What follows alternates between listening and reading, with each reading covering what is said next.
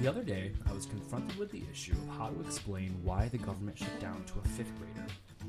This is the story of what America's economic situation looked like October 17, 2013.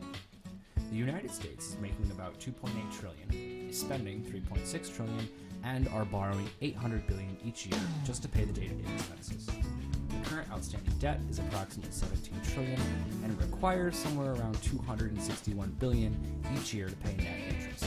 Still with me? No? Okay, let's try this again. Once upon a time, there was a guy. Meet Average Bill. He works really hard and makes about $28,000 a year, but he's still spending $36,000 a year. Normally, this would be a problem, and Bill would have to cut $8,000 a year in spending. Fortunately, Average Bill has a magic credit card, and it allows him to spend money he doesn't have so long as he pays it back with interest. The magic card company sets a certain limit on the card, and Bill can spend as much as he wants up to that limit. He's had a couple close calls where he reached the limit set by the magic card company, but ultimately, they agreed to continue increasing his limit. They would do this as long as he keeps making interest payments each year. His total outstanding debt is $169,980, and his magic card limit is $170,000. So Bill is on the phone with Magic Card Company asking once again if he can have another increase because he has some bills to pay and he almost at his limit. If Average Bill can't get his limit raised this time, he'll need to cut expenses because he won't have enough money coming in to pay all the bills. After he cuts his expenses, he'll now have a second problem, which is that he's required to pay all the interest before all of his other expenses. Otherwise, he's going to default.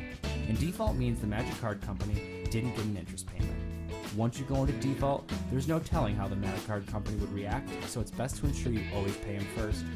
In fact, the 14th Amendment in America binds us to always paying our debts. This works out nice for Magic Card Company since they know we can never not pay them back. Wow, that's pretty crazy, but let's take a look at this scenario a little closer. We said Bill's spending about $36,000 a year, so it's about $3,000 a month or $98 a day, and he's making $28,000, which is $2,300 or $76 a day. If Bill can't get his limit raised, then he's going to have to make some drastic cuts.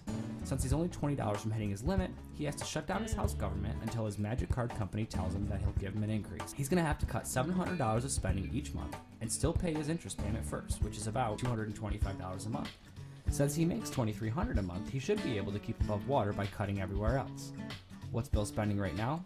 Well, about $6,100 a year on his home, $4,600 on utilities, $8,200 on his grandmother's Social Security, $8,600 on his health care, $3,500 in charitable giving, $2,300 for his parents' retirement income, and let's not forget the most important one is the $2,700 a year he has to pay in interest on his debt of $170,000. So this pretty much gives us our $36,000 of spending a year or $3,000 a month.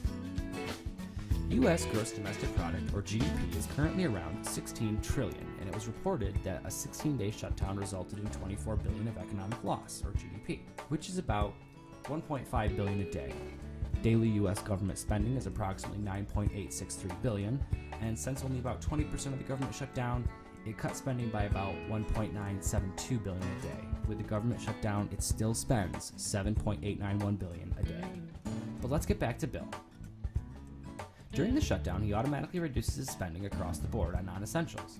But Average Bill is still spending $78.91 a day, which is $221 over what he makes of $76.70 a day. Each day, this amount is added to the credit card instead of the $21.93, the amount he typically overspends. This brings him ever closer to the limit, but still several days off. For Bill, it's difficult to compare GDP, but assume for a moment that he works for himself, and in a year, Bill's able to create things that have value. This year, Bill's able to create about $160,000 worth of things. Unfortunately, that's just a benchmark for how productive he is and not actual money in his pocket. The Magic Card Company takes GDP into consideration when raising his credit limit. They feel if he's able to produce more things, resulting in more value, then his income will go up. And that's how it usually works. While still waiting for the Magic Card Company to decide if they will raise Bill's limit, he's noticed that his expenses went down, but so did his GDP. So he was able to produce $438 a day of things before the shutdown, and now he's only producing $423 a day. So for 16 days, he lost $240 or about $15 a day. Next time, we'll go more into GDP and the exact spending. But for now, subscribe and share this video with your friends, and stay tuned for part 2 of Created using Powtoon.